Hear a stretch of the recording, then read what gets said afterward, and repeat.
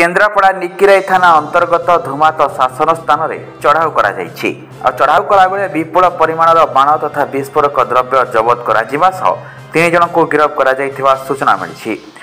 सूचना अनुसार आरक्षी अधीक्षक निर्देशक में निकिराई थाना पक्षर धुमात ग्राम पंचायत धुमात शासन गोटे स्थान में चढ़ाऊ कर विपुल परिमाणर बाण तथा विस्फोरक द्रव्य जबत कर एसहित निकिराई थाना अंतर्गत धुमात शासन ग्रामर नवीन मल्लिक बाजी मल्लिक शरद मल्लिक गिरफ्त करने नाम मामला रुजु कर सहित से गिरफ्त कर कोर्ट चालान